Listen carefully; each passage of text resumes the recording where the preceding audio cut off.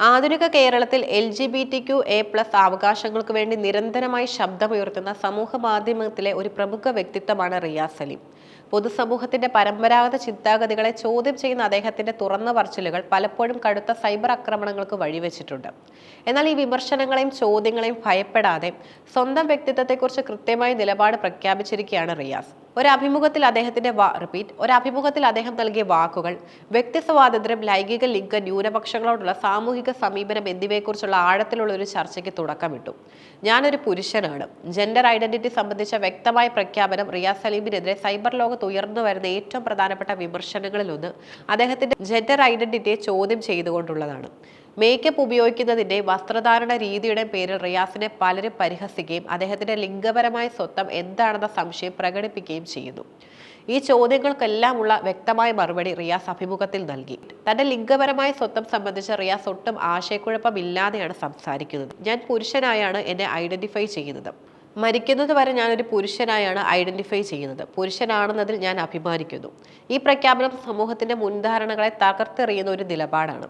റിയാസിന്റെ വസ്ത്രധാരണ രീതിയെയും മേക്കപ്പ് ഉപയോഗത്തെയും ചോദ്യം ചെയ്യുന്നവർക്ക് അദ്ദേഹം നൽകിയ മറുപടി ലിംഗഭേദങ്ങളുടെ അതിർവരമ്പുകൾ ഇല്ലാതാക്കേണ്ടതിന്റെ ആവശ്യകതയെക്കുറിച്ചാണ്. മേക്കപ്പ് ഇടുന്നുണ്ട്. ക്ലോത്തിങ് ആയാലും മേക്കപ്പ് ആയാലും ജെൻഡർ ചെയ്യേണ്ട കാര്യമില്ല. നിങ്ങൾ ജെൻഡർ ചെയ്യാൻ ശ്രമിക്കുന്നത് എൻ്റെ പ്രശ്നമല്ല. ഒരു പുരുഷൻ എങ്ങനെ ആയിരിക്കണം, എങ്ങനെ വസ്ത്രം ധരിക്കണം, എന്ത് ഉപയോഗിക്കണം എന്നതിനെക്കുറിച്ചുള്ള സമൂഹത്തിന്റെ സ്റ്റീരിയോടൈപ്പുകൾക്കനുസരിച്ച് ജീവിക്കാൻ താൻ തയ്യാറല്ലെന്നും റിയാസ് അടിവരയിടുന്നു. താൻ മേക്കപ്പ് ഉപയോഗിക്കുമ്പോൾ വിമർശിക്കുന്നവർ മറ്റ് സിനിമാ താരങ്ങൾ മേക്കപ്പ് ഉപയോഗിക്കുമ്പോൾ അത് അംഗീകരിക്കുന്നുണ്ടെന്നും എന്നാൽ താൻ കുറെ കൂടി മേക്കപ്പ് ഉപയോഗിക്കുമ്പോൾ അത് ഉൾക്കൊള്ളാൻ കഴിയാതെ വരുന്നത് അവരുടെ സങ്കുചിത മനസ്സിന്റെ പ്രശ്നമാണെന്നും അദ്ദേഹം ചൂണ്ടിക്കാട്ടി. താൻ പുരുഷനായിരിക്കുന്നതിനെ ഇഷ്ടപ്പെടുന്നുണ്ടെങ്കിലും ഇവിടുത്തെ പുരുഷന്മാർ ചെയ്യുന്ന കാര്യങ്ങൾ ഓർത്ത് കുറച്ച് നാണക്കേട് തോന്നണമെന്ന് കൂട്ടിച്ചേർക്കുന്നതിലൂടെ പുരുഷാധിപത്യ സമൂഹത്തിലെ വിഷലിപ്തമായ പ്രവണതകളെ അദ്ദേഹം പരോക്ഷമായി വിമർശിക്കുന്നു. റിയാസിനെ സംബന്ധിച്ചിടത്തോളം സെൽഫ് എക്സ്പ്രഷൻ അദ്ദേഹത്തിന്റെ വ്യക്തിപരമായ സ്വാതന്ത്ര്യമാണ്. അതെങ്ങനെ ആയിരിക്കണമെന്ന് തീരുമാനിക്കുന്നത് മറ്റാരുമല്ല, അദ്ദേഹം തന്നെയാണ്.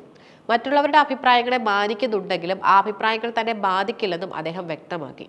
LGBTQA+ സമൂഹത്തിൽപ്പെടുന്ന വ്യക്തികളോട് കേരളത്തിലെ സമൂഹം സ്വീകരിക്കുന്ന ഇരട്ടത്താപ്പ് തുറന്നു കാട്ടുന്നതാണ് റിയാസിന്റെ അഭിമുഖത്തിലെ ഏറ്റവും ഗൗരവകരമായ ഭാഗം. റിയാസ് സലീം പൊതുസമൂഹത്തിൽ അംഗീകരിക്കപ്പെടുകയും ആഘോഷിക്കപ്പെടുകയും ചെയ്ത ആദിലയുടെയും നൂറയുടെയും ഒരു ക്യൂർ കപ്പിളിനെ നൈസ് എന്നും ക്യൂട്ടെന്നും പറഞ്ഞ് അംഗീകരിക്കാൻ പല മലയാളികൾക്കും സാധിച്ചു. ഇത് പുരോഗമനപരമായ ഒരു മാറ്റമായി തോന്നാമെങ്കിലും ഇതിലൊരു അപകടകരമായ അതിർവരമ്പ് നിലനിൽക്കുന്നുണ്ടെന്ന് റിയാസ് വാദിക്കുന്നു.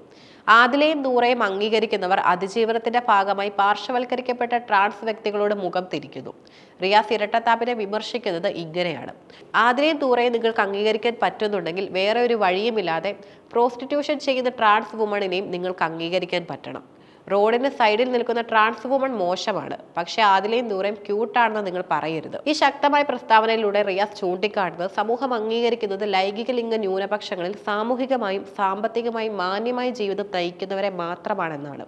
സ്വന്തമായി വീടോ ജോലിയോ കുടുംബത്തിന്റെ പിന്തുണയോ ഇല്ലാതെ അതിജീവനത്തിനായി ശരീരം വിൽക്കാൻ നിർബന്ധിതരാകുന്ന ട്രാൻസ് വുമൺസിനെ മോശമായി കണക്കാക്കുന്നതും അതേസമയം സുരക്ഷിതമായ അന്തരീക്ഷത്തിൽ ജീവിക്കുന്ന ക്യൂർ കപ്പിളിനെ മാത്രം ആഘോഷിക്കുന്നതും തെരഞ്ഞെടുത്ത അംഗീകാരമാണ്. ട്രാൻസ് വ്യക്തികൾക്ക് മുഖ്യധാരയിൽ ജോലി നേടാനും മാന്യമായി ജീവിക്കാനും മതിയായ അവസരങ്ങളോ പിന്തുണയോ നൽകാതെ അവർക്ക് ജീവിക്കാൻ മാർഗങ്ങൾ ഇല്ലാതാകുമ്പോൾ അവരെ മോശമായി കാണുന്നത് സാമൂഹിക നീതിയല്ല.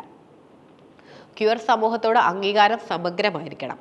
അതിജീവനത്തിനായി കഷ്ടപ്പെടുന്നവരെ ഒഴിവാക്കിക്കൊണ്ട് ആരെയും സ്വീകരിക്കാൻ കഴിയില്ല എന്ന അടിസ്ഥാനപരമായ തത്വമാണ് റിയാസ് മുന്നോട്ട് വെക്കുന്നത്.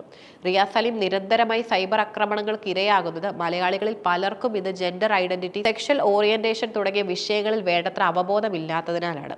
ഒരു വ്യക്തിയുടെ ബാഹ്യരൂപം, വസ്ത്രധാരണം, മേക്കപ്പ് എന്നിവ അവരുടെ ലൈംഗികതയോ ലിംഗപരമായ സ്വത്വത്തെയോ നിർണ്ണയിക്കുന്നില്ല എന്ന അടിസ്ഥാന പാഠം പലപ്പോഴും അവഗണിക്കപ്പെടുന്നു. റിയാസിനെ പോലുള്ളവർ ഇത്തരം വിഷയങ്ങൾ തുറന്ന് സംസാരിക്കുന്നത് അവബോധം സൃഷ്ടിക്കുന്നതിലും നിലവിലുള്ള അടിച്ചമർത്തലുകളെ ചോദ്യം ചെയ്യുന്നതിലും നിർണായകമായി പങ്കുവഹിക്കുന്നുണ്ട്. തനിക്ക് നേരെയുള്ള വിമർശനങ്ങൾ വ്യക്തിപരമായി ബാധിക്കില്ലെന്ന് അദ്ദേഹം പ്രഖ്യാപിക്കുമ്പോൾ പോലും ഈ വിഷയങ്ങൾ പൊതുസമൂഹത്തിൽ ചർച്ചയാവുന്നതിലൂടെ പല മലയാളികളുടെയും ചിന്താഗതിയിൽ മാറ്റങ്ങൾ ഉണ്ടാക്കാൻ അദ്ദേഹത്തിന് സാധിച്ചിട്ടുണ്ട് എന്നത് നിഷേധിക്കാനാവാത്ത വസ്തുതയാണ്. റിയാസിന്റെ തുറന്ന പറച്ചിൽ പുരുഷൻ എന്ന പദം ഒരു സ്റ്റീരിയോടൈപ്പ് അല്ല, മറിച്ചൊരു ലിംഗപരമായ സ്വത്വമാണെന്നും ആ സ്വത്വത്തിനുള്ളിൽ നിന്നുകൊണ്ട് ഒരാൾക്ക് ഇഷ്ടമുള്ള രീതിയിൽ സ്വയം പ്രകടിപ്പിക്കാനുള്ള സ്വാതന്ത്ര്യമുണ്ട് എന്നും ഓർമ്മിപ്പിക്കുന്നു. തന്റെ വ്യക്തിപരമായ നിലപാടുകൾ പ്രഖ്യാപിക്കുന്നതിലൂടെ അദ്ദേഹം ചെയ്യുന്നത് വ്യക്തി സ്വാതന്ത്ര്യത്തിന്റെ അതിർവരമ്പുകൾ വികസിപ്പിക്കുക കുറയുകയാണ്. മാത്രമല്ല, സമൂഹത്തിലെ പാർശ്വവൽക്കരിക്കപ്പെട്ട വിഭാഗങ്ങളെക്കുറിച്ച് സംസാരിക്കാൻ പൊതുവിടം ഉപയോഗിക്കുന്നത് യഥാർത്ഥ സാമൂഹിക നീതിയെക്കുറിച്ചുള്ള ചർച്ചകൾക്ക് തുടക്കമിടുന്നു.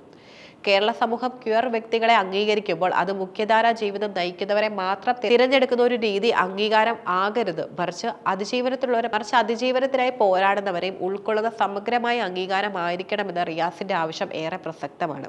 റിയാസ് അലി വ്യക്തമാക്കിയതുപോലെ, നിങ്ങളുടെ കാഴ്ചപ്പാടുകൾ പറയാൻ നിങ്ങൾക്ക് സ്വാതന്ത്ര്യമുണ്ട്. എന്നാൽ അഭിപ്രായങ്ങൾ ഒരാളുടെ വ്യക്തിഗത സ്വാതന്ത്ര്യത്തെ ബാധിക്കാൻ പാടില്ല. ഈ നിലപാട് ആരോഗ്യകരമായ ഒരു സമൂഹത്തിന് അനിവാര്യമായ പരസ്പര ബഹുമാനത്തിന്റെയും സ്വാതന്ത്ര്യത്തിന്റെയും പ്രാധാന്യം വിളിച്ചോതുന്നു.